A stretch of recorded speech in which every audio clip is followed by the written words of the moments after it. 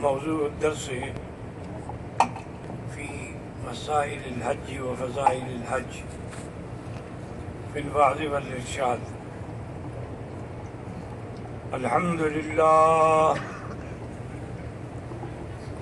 الحمد لله وكفى، والصلاة والسلام على خاتم الأنبياء سيدنا وحبيبنا وقرة أعيننا محمد المصطفى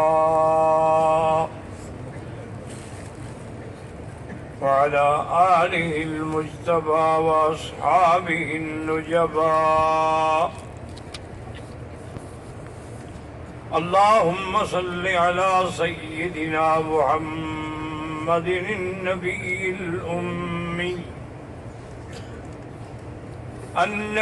الأمي الهاشمي وعلى آله وأصحابه نجوم الهدى.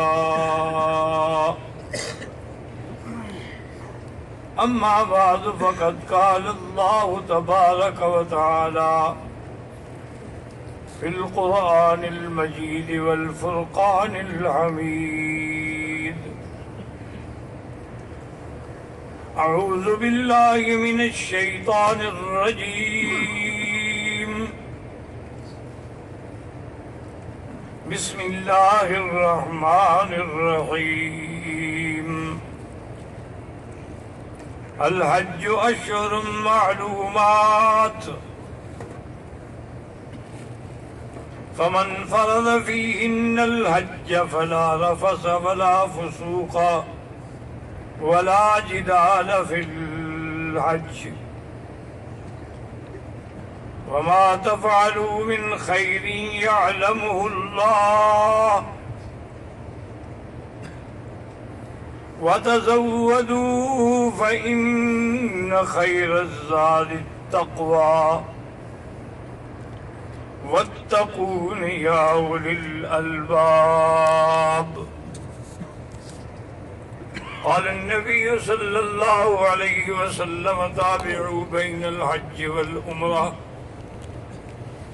فإنهما ينفيان الفقر والذنوب كما ينفى الكير خبز الحديد، أو كما قال النبي صلى الله عليه وسلم.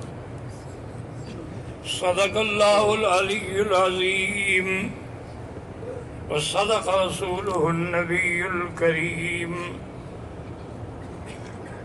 ونحن على ذلك لمن الشاهدين ومن الشاكرين، والحمد لله رب العالمين.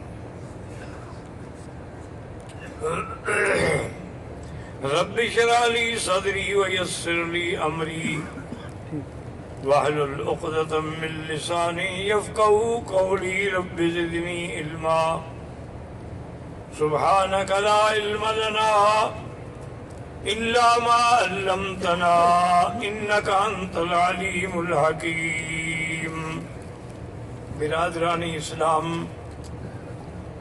واجب الاحترام بزرگوں، دوستوں، بھائیوں، عزیز نوجوانوں، محترمہ بہنوں، اللہ تبارک و تعالیٰ کے کلام مقدس و مبارک میں سے آیات مبارکہ اور آقا انعامدار حبیب کبریا سیدنا محمد مصطفیٰ صلی اللہ علیہ وعلا آلہ واصحابہ وسلم تسلیما کثیرا کثیرا کہ فرامین مبارکہ میں سے ایک حدیث تلاوت کی ہے. دعا فرمائیں کہ اللہ تعالیٰ اس عاجز کو مع الاہل صحت، عافیت کاملہ، دائمہ، عاجلہ اور حق بات بیان کرنے کی توفیق عطا فرمائیں. آپ کو حق سننے سمجھنے کی، ہم سب کو حق پر چلنے کی توفیق عطا فرمائیں. پروردگار عالم تمام آنے والوں کی حاضری، حج، عبادات، زیارات، صدقات، خیرات منظور و مقبول فرمائیں. میں نے سابقہ دروس میں عرض کیا تھا چونکہ اب اشہر حج ہیں اور یہ حج کے 10 دن ایسے ہیں، ایک صحیح حدیث میں ہے میرے آقا نے فرمایا کہ ان 10 دنوں میں جو عمل کیا جائے وہ اللہ کے ہاں سب سے زیادہ افضل ہے۔ صحابہ نے پوچھا کہ یا رسول اللہ جہاد سے بھی؟ آپ نے فرمایا جہاد سے بھی افضل۔ ہاں اگر کوئی شخص جہاد میں گیا اور پھر اللہ کے راستے میں مال اولاد خود سب کچھ مٹا دیا تو شاید وہ برابر ہو سکے، ورنہ اس 10 ذی الحجہ میں جو بھی عمل کریں، روزے رکھیں، تلاوت کریں، نوافل پڑھیں، یہ انتہائی محبوب ایام ہیں۔ اب اس میں اختلاف ہے علماء کا کہ بھئی 10 دن ذی الحج کے افضل ہیں یا 10 آخر کے رمضان کے دن افضل ہیں، یعنی عشر الاواخر رمضان افضل ہے یا عشر ذی الحجہ افضل ہے۔ بہرحال اس کا خلاصہ یہ ہے کہ دنوں کے اعتبار سے یہ 10 دن افضل ہیں ذی الحجہ کے، اور راتوں کے اعتبار سے وہ 10 راتیں افضل ہیں رمضان کی، کیونکہ ان میں لیلۃ القدر ہے۔ تو اللہ نے اچھا، اور اس کے ساتھ شاید یہ بھی آپ کوئی علم میں آ جائے، یہ 10 دن ذی الحجہ کے جو دن ہیں نا، اصل میں اللہ کی شان دیکھیں کہ موسیٰ علیہ السلام کو جب میقات پہ بلایا گیا، حکم دیا گیا کہ روزہ بھی رکھیں، اعتکاف بھی رکھیں، انہوں نے جب 30 دن راتیں مکمل کی تو حکم ہوا کہ 10 راتیں اور بھی بیٹھو۔ یہ قرآن میں ہے فَتَمَّ مِيقَاتُ رَبِّهِ 40 لَيْلَةً، اب 40 راتیں ہو گئیں۔ یہ 40 راتیں بھی یہی تھیں، یعنی ذی القعدہ کا مہینہ تھا اور 10 دن ذی الحجہ کے تھے۔ موسیٰ علیہ السلام نے بھی اسی میں 40 دن پورے کیے تھے۔ اور علماء نے بڑی حکمتیں لکھی ہیں کہ دیکھیں کسی نبی کو نبوت نہیں ملتی جب تک کہ عمر 40 سال نہ ہو جائے، الا عیسیٰ ابن مریم یا یحییٰ ابن علیہ السلام، ان کو اللہ نے بچپن میں ہی نبوت دے دی تھی۔ اسی لیے عیسیٰ علیہ السلام نے کہا تھا انی عبداللہ آتانی الکتاب وجعلنی نبیہ، ورنہ 40 سال کے بعد نبوت ملتی ہے۔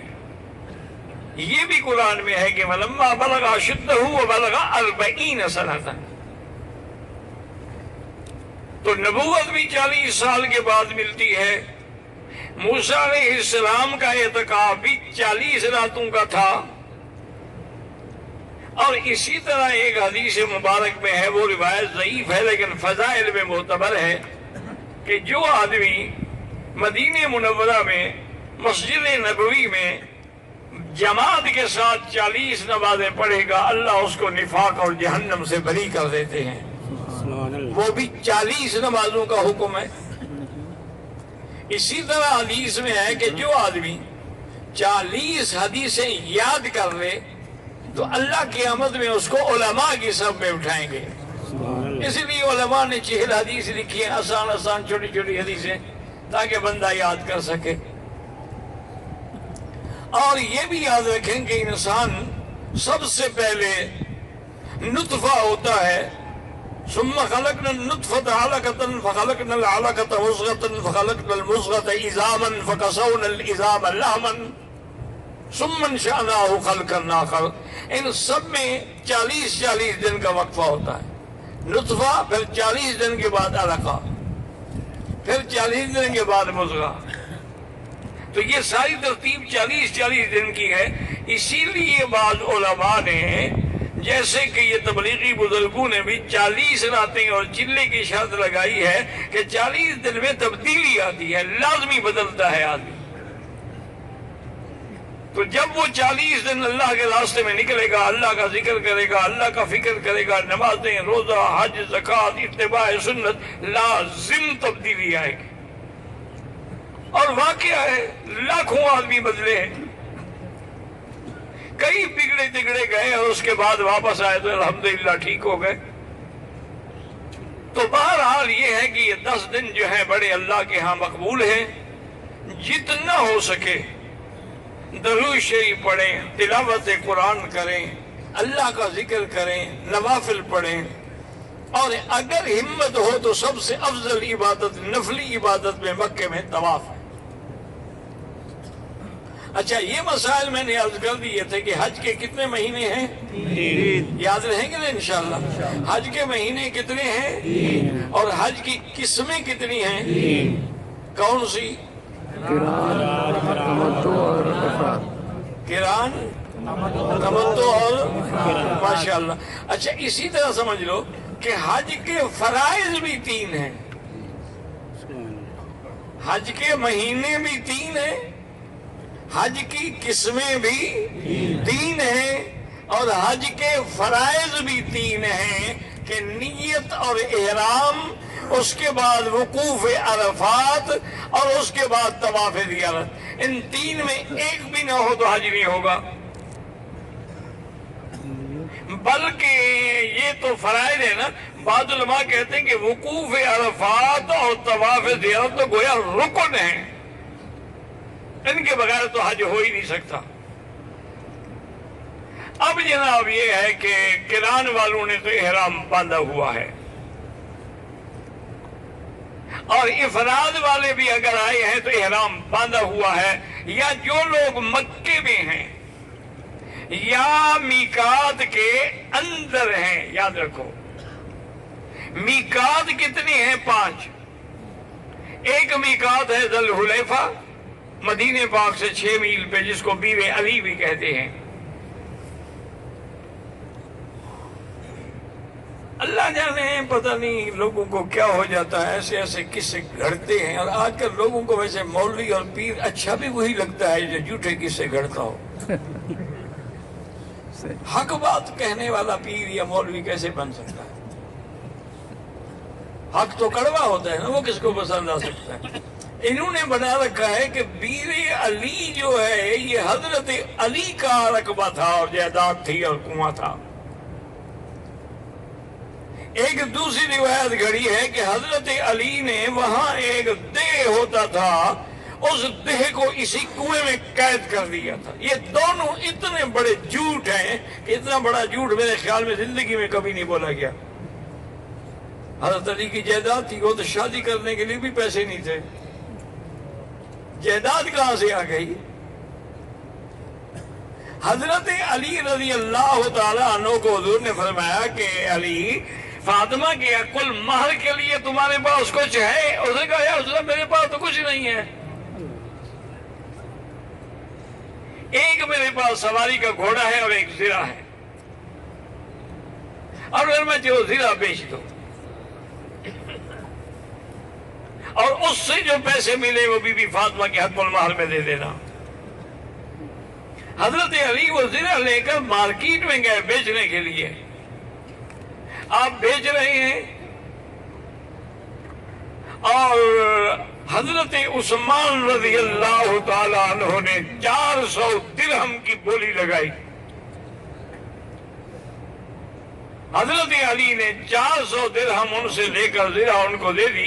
جب چلنے لگے تو کہا علی ٹھہرو، یہ 400 درہم میری طرف سے تمہیں ہدیہ ہے فاطمہ کے مہر کے لیے، یہ اپنی زرہ بھی لے لو، پیسے بھی لے لو۔ تو ان کے پاس تو پیسے بھی نہیں تھے، تو ان کے پاس کنویں کہاں سے آگئے؟ جیسے وادی فاطمہ کہتے ہیں، بی بی فاطمہ کا رقبہ تھا۔ اور خدا کا خوف کرو، بی بی فاطمہ کے گھر میں تو نہ کرو، چکی بھی خود پیستی تھی، ہاتھوں میں چھالے پڑ گئے تھے۔ بہرحال لوگ گھڑتے ہیں، اللہ ہدایت دے، کیا کریں ہم؟ تو بہرحال ایک میقات کیا ہے؟ ذل حلیفہ، دوسرا کیا ہے؟ ذات ارق، تیسرا کیا ہے؟ قرن المنازل، اور اس کے بعد چوتھا کیا ہے؟ جحفہ، پانچواں کیا ہے؟ یلملم۔ یہ 5 میقات ہے۔ ہندوستان اور پاکستان والوں کا میقات یلملم ہے، مدینے سے آنے والوں کا میقات ذل حلیفہ ہے، اسی طرح شام والوں کا میقات ذات ارق ہے، اور جو آدمی دیگر علاقوں سے آ رہے ہیں، جو یہ 5 میقات ہیں۔ میقات کے اندر جو زمین ہے وہ ہل ہے، اس کے بعد حرم ہے۔ یاد رکھیں، ایک ہے حرم، ایک ہے ہل، ایک ہے میقات۔ حرم میں وہ چیزیں، حرم کو حرم کیوں کہتے ہیں یا احرام کو احرام کیوں کہتے ہیں کہ وہ چیزیں جو باہر حلال تھیں یہاں حرام ہو گئی۔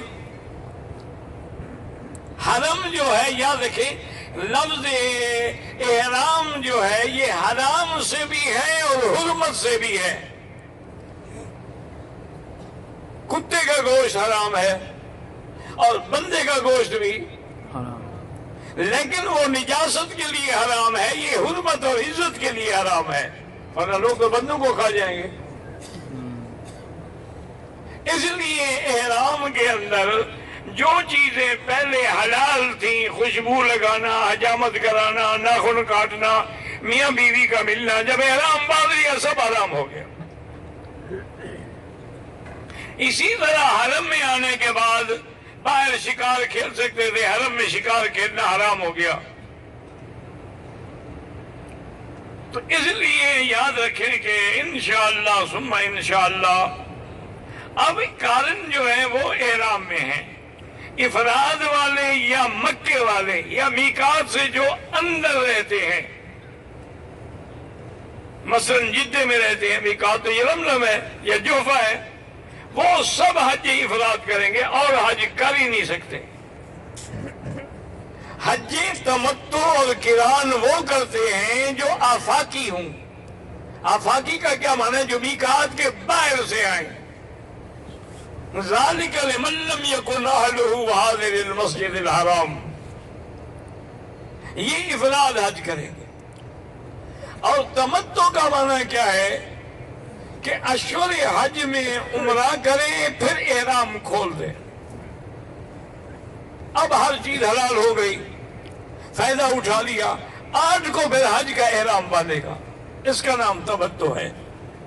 تو انشاءاللہ ثم انشاءاللہ سنت یہ ہے کہ ہم 8 تاریخ کو ظہر کی نماز سے پہلے پہلے مینا پہنچ جائیں۔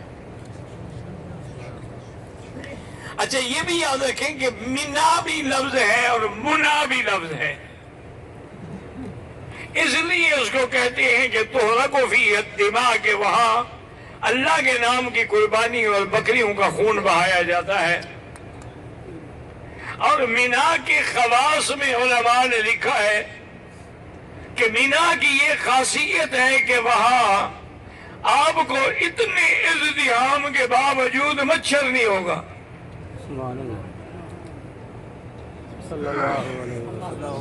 نہیں درود شریف نہیں پڑھنا، یہ تو وہابیوں کا ملک ہے بھائی، یہاں کیا درود؟ مر گیا مردود نہ فاتحہ نہ درود۔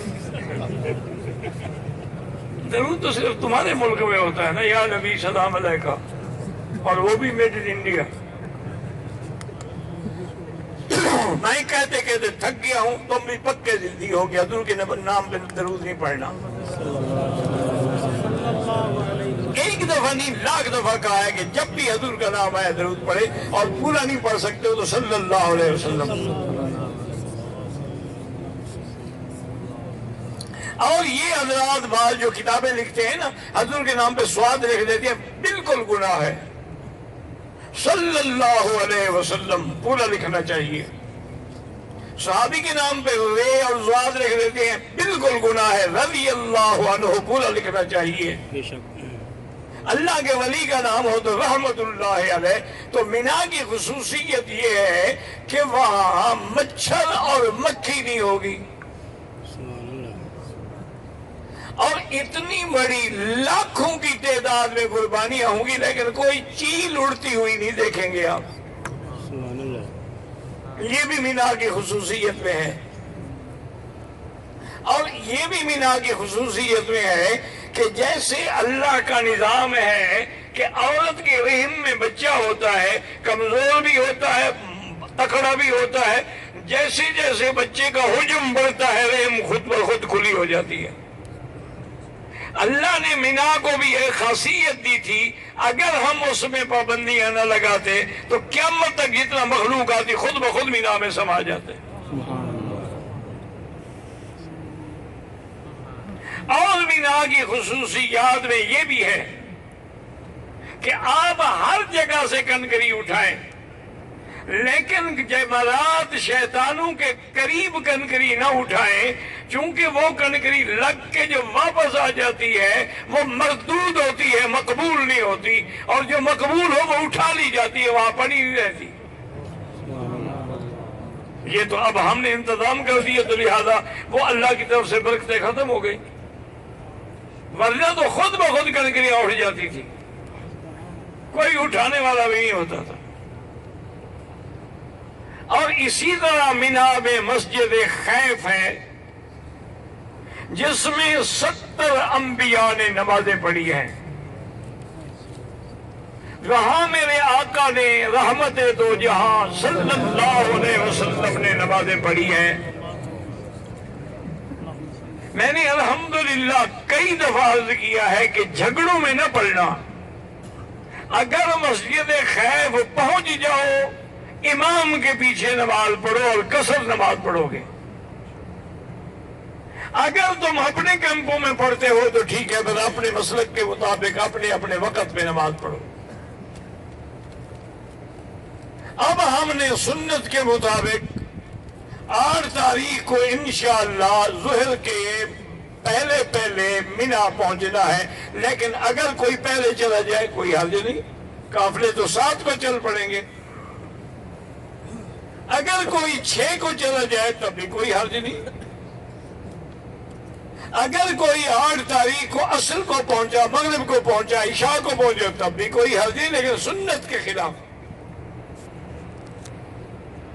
اگر کوئی آدمی 9 تاریخ کو سیدھا عرفات چلا گیا تب بھی حج ہو جائے گا، لیکن سنت کے خلاف ہے۔ اور آج جس دور میں ہم حج کر رہے ہیں، ایک بات یاد رکھنا، ہمارے بزرگوں نے جو کتابیں لکھی ہیں نا، وہ اس زمانے کی کتابیں تھیں جب 1 لاکھ حاجی بھی نہیں ہوتا تھا۔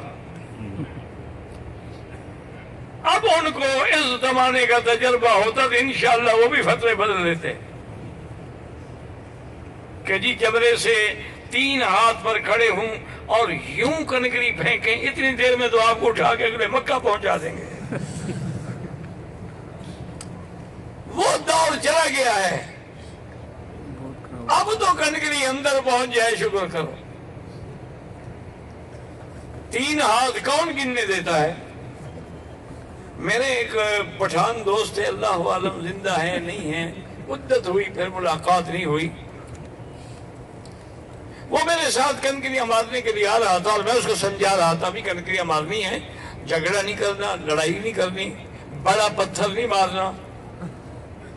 وہ چپ کر ٹھیک ہے جی ٹھیک ہے کرتا۔ جب ہم جمرے کے قریب پہنچے نا، میں نے دیکھا خان نہیں دیکھا، وہ تو شیطان کے اوپر چڑھا ہوا ہے اور چپل سے اس کو مار رہا ہے، وہ خوشی تم نے ہم کو بہت خراب کیا۔ اچھا لوگوں نے سمجھا شیطان نکل آیا، انہوں نے اس کو کنکریاں مارنی شروع کر دیا۔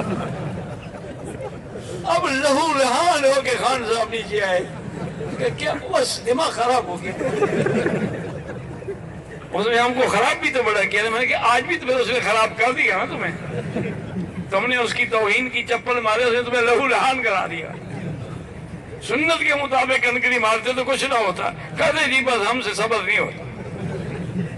تو اس لیے یاد رکھیں کہ آج کے زمانے میں نہ مفتی ہوں نہ عالم ہوں، ایک طالب علم ہوں، لیکن میری تحقیق یہی ہے کہ آج کے زمانے میں اگر ہم فرض اور واجب بھی ادا کر دیں تو خدا کا شکر کرو.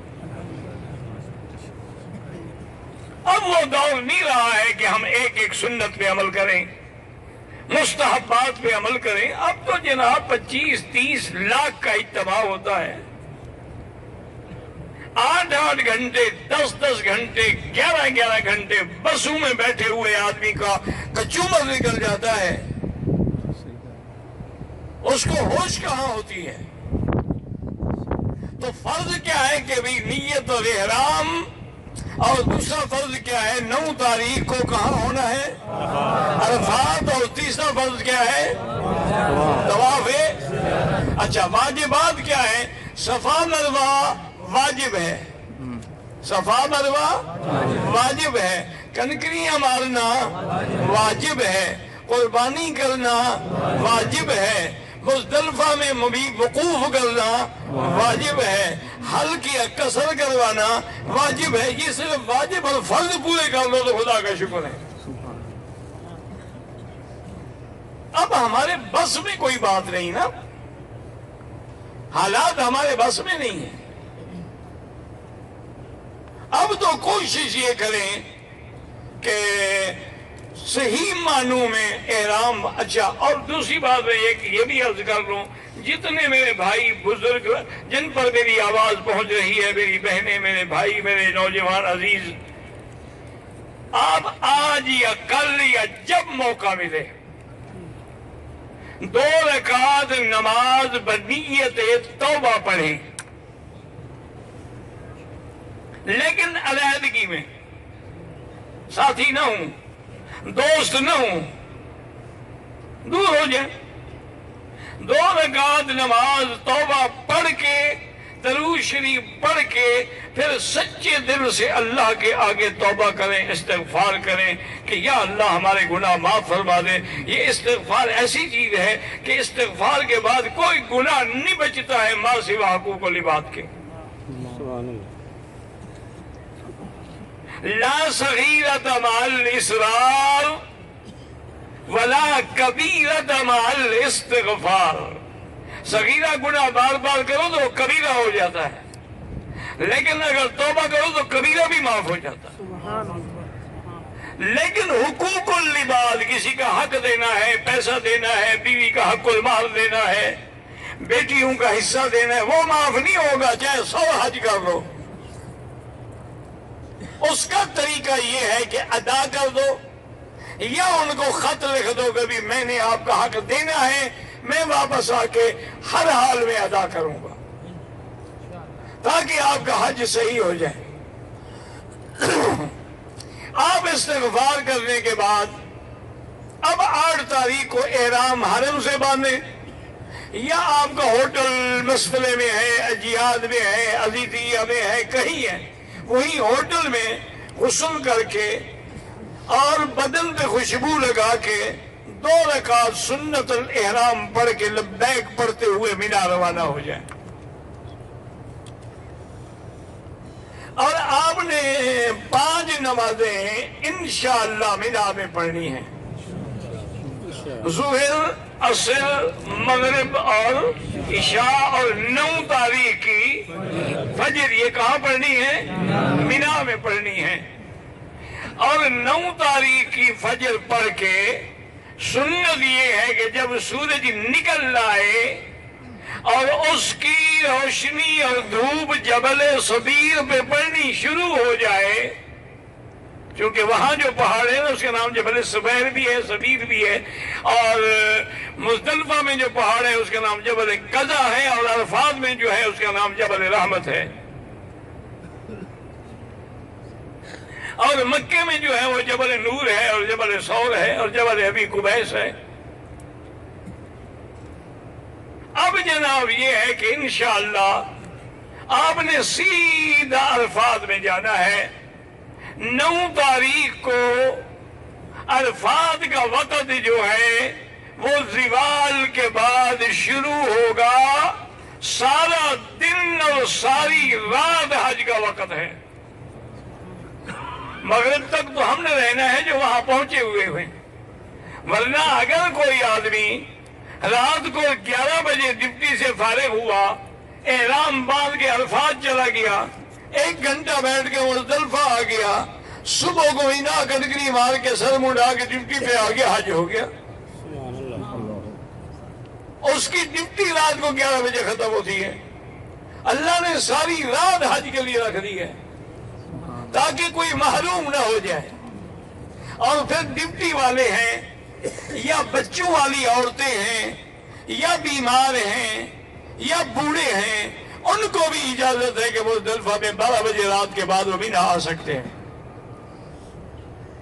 حتیٰ کہ صحیح حدیث میں ہے کہ رخص رسول اللہ صلی اللہ علیہ وسلم للنساء والصبیان، عورتوں کو بھی بچوں کو بھی آپ نے اجازت دے دی تھی کہ مزدلفہ میں 12 بجے رات کے بعد چلے جائیں۔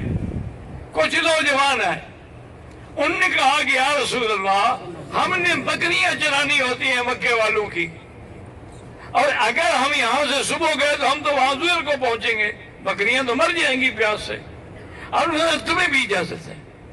تو اس لیے محدثین اور مجتہدین نے مسئلہ بنایا، اگر کسی کی ڈیوٹی ہے، وہ ڈاکٹر ہے، وہ نرس ہے، وہ حرم کی صفائی والے ہیں، وہ رات کو 12 بجے کے بعد دونوں نمازیں پڑھ کے مزدلفہ مینا آ جائیں، صبح صادق ہونے کے بعد کنکری مارے، سر مڈائیں، 7 بجے آپ اپنی ڈیوٹی پہ پہنچ جائیں۔ اب آپ نے انشاءاللہ ثم انشاءاللہ 9 تاریخ کا سارا دن کہاں گزارنا ہے؟ ہاں جی، اچھا کیسے پتہ لگے گا عرفات کا؟ بورڈ لگے، ہر طرف سے بورڈ لگے ہیں۔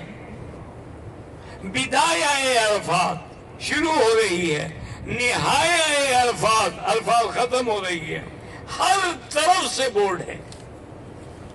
اگر نہ بھی بورڈ نظر آئے تو پوچھ لیں، عرفات میں ہونا ضروری ہے۔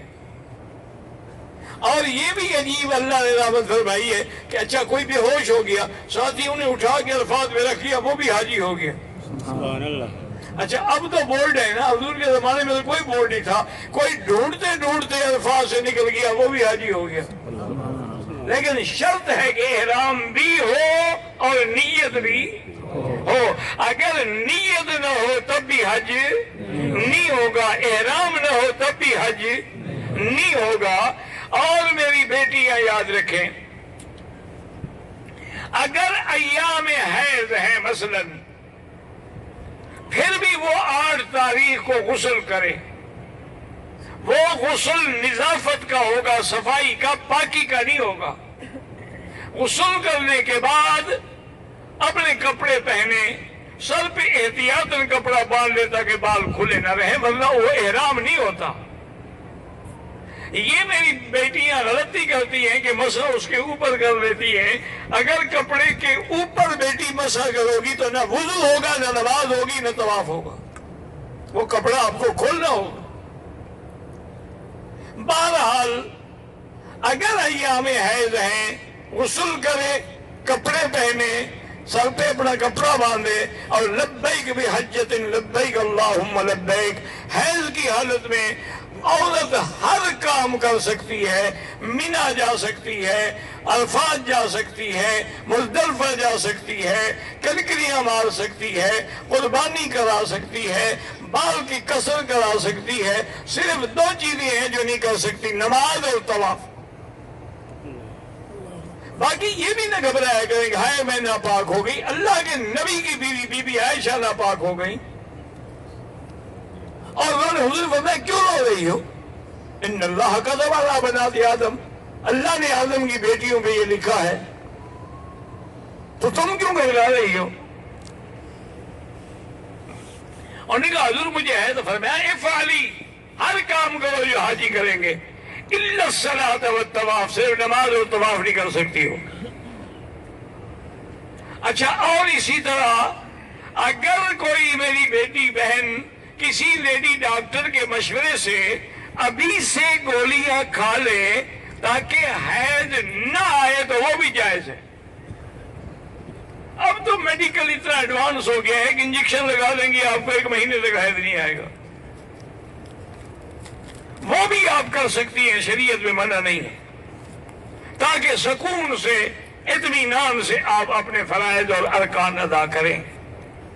اب 9 کا سارا دن ہم عرفات میں رہیں گے۔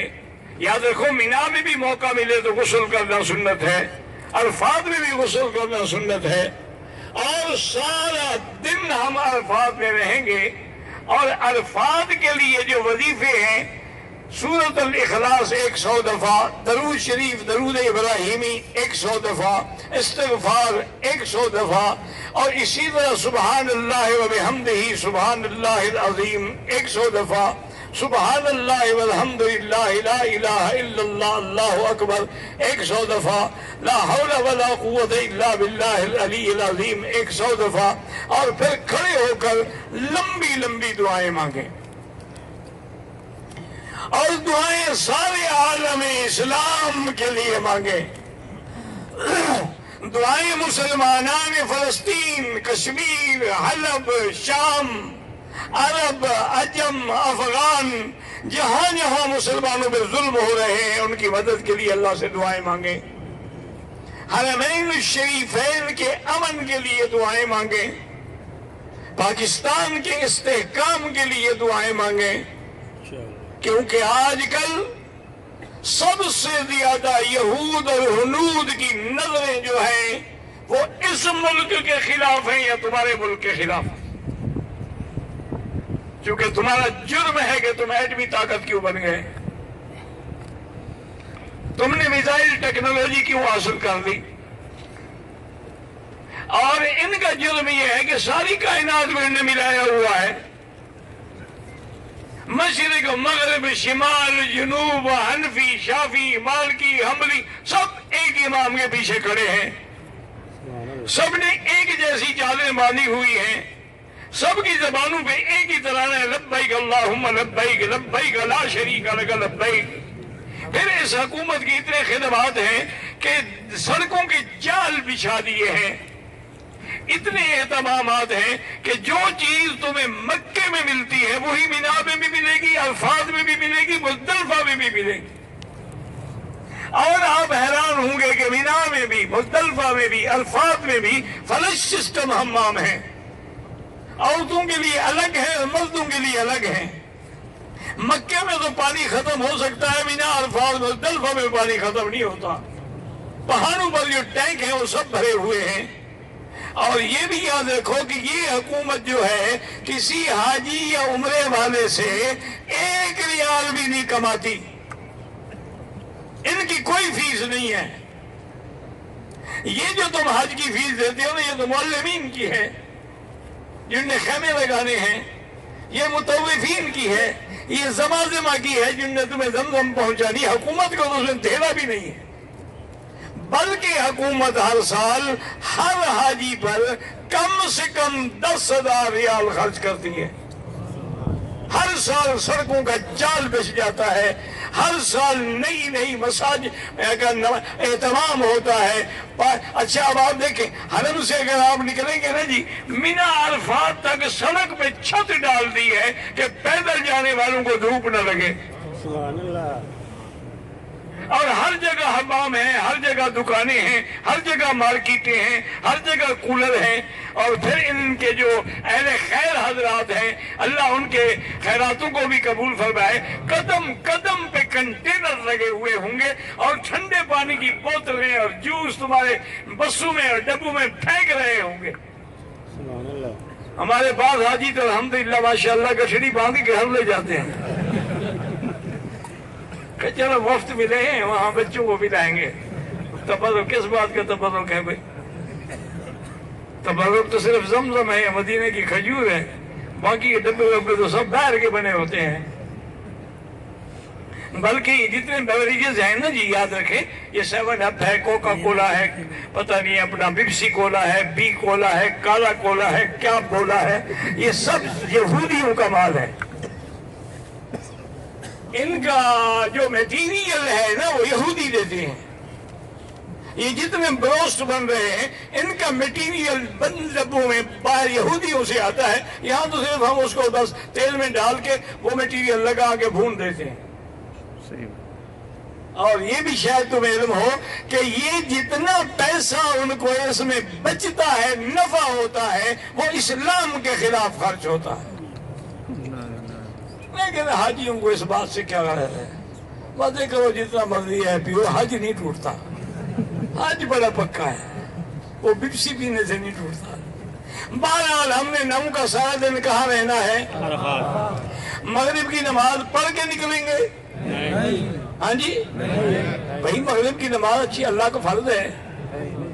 اسی لیے ہم کہتے ہیں کہ جو کام حضور پاک نے نہیں فرمایا، یہ نہ سمجھو کہ اگر ہم نے کر لیا تو کیا حرج ہے۔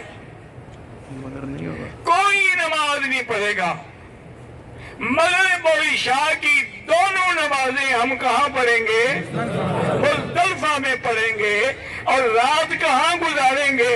مزدلفہ میں گزاریں گے، اور کوئی عذر نہ ہو تو صبح کی نماز بھی مزدلفہ میں پڑھیں گے، وہی وقوف کا وقت ہے۔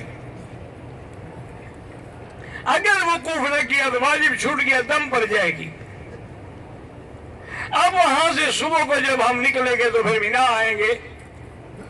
مینا آنے کے بعد پہلا کام ہم نے کیا کرنا ہے؟ ہاں جی کتنی کنکریاں مارنی ہے؟ ہاں جی اور کس جمرے شیطان کو مارنی ہے؟ بڑے شیطان کو وہاں لکھا ہوتا ہے جمرۃ العقبہ، یہ لکھا ہوگا بڑا شیطان۔ اچھا ایک دفعہ تو میں نے بورڈ دیکھا تھا، پتہ نہیں کس نے ترجمہ کیا تھا، بزرگ شیطان۔ یہ ترجمہ بڑا عجیب ہے، شیطان ہی بزرگ ہو گیا تو باقی کیا رہ گیا۔ بہرحال بڑے شیطان کو کتنی کنکریاں مارنی ہیں؟ اچھا جب کنکری مارو گے تو کیا پڑھو گے؟ بسم اللہ اللہ اکبر رغما للشیطان ورضا للرحمن۔ جس کو یہ نہ ہے اللہ تیری رضا کے لیے، شیطان کی ذلت کے لیے۔ اور میری بہنیں اور بیٹیاں یہ نہ کریں کہ جب مینا میں جاتی ہیں خامن کو کہہ دیا اچھا میری کنکریاں تم مار دینا، ان کو پتا ہوتا ہے کہ وہاں رش ہے، مرے تو یہ مرے، میں کیوں مروں۔ عورتیں بڑی سمجھدار ہوتی ہیں نا، وہ کہہ دیا ٹھیک ہے رش ہے، دھکے وکے لگیں گے، یہ کھائے، اگر مرنا بھی ہے تو مر جائے اور شوہر مل جائیں گے، کوئی مسئلہ نہیں ہے۔ یہ بالکل ناجائز ہے میری بیٹی، ہر عورت اپنی کنکری خود مارے، ماں سوائے ان کے جو کھڑے ہو کے نماز نہیں پڑھ سکتی، وہ اپنا وکیل بنا سکتی ہے، ورنہ لازماً سب کو کنکری خود مارنی ہے۔